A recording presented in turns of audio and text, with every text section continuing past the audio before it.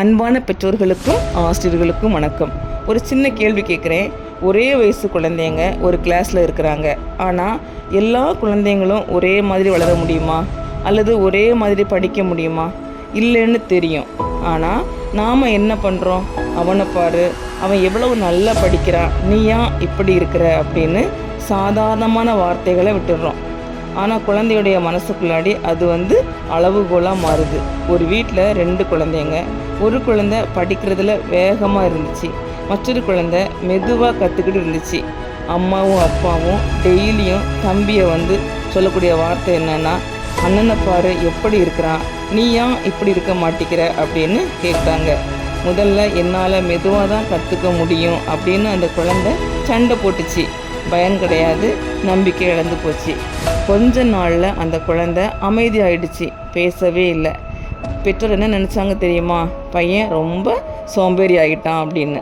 ஒரு வாரத்துக்கு அப்புறம் ஒரு நாள் அவனோட தமிழ் ஆசிரியர் வீட்டுக்கு வர்றாங்க.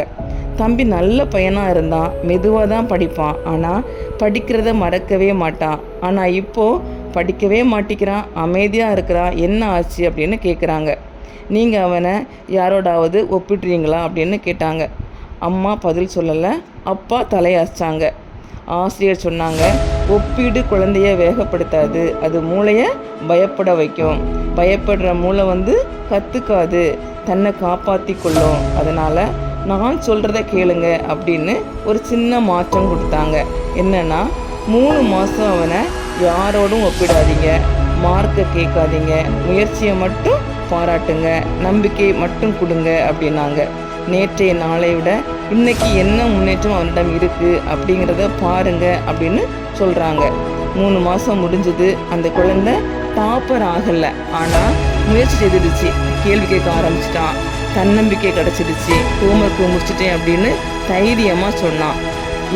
இந்த சூழல் அந்த வீட்டுக்கு பெரிய வெற்றியாக இல்லைனாலும் பயமில்லாத ஒரு நம்பிக்கை உள்ள குழந்தையை உருவாக்க ஆரம்பிச்சிடுச்சு.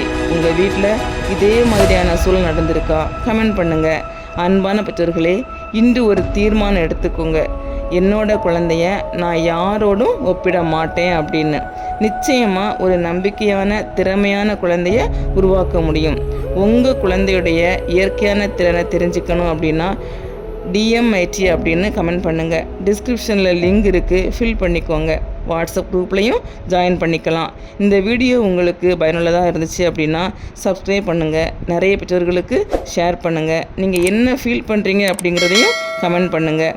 இன்னும் பயனுள்ள வீடியோவில் சந்திக்கலாம். நன்றி.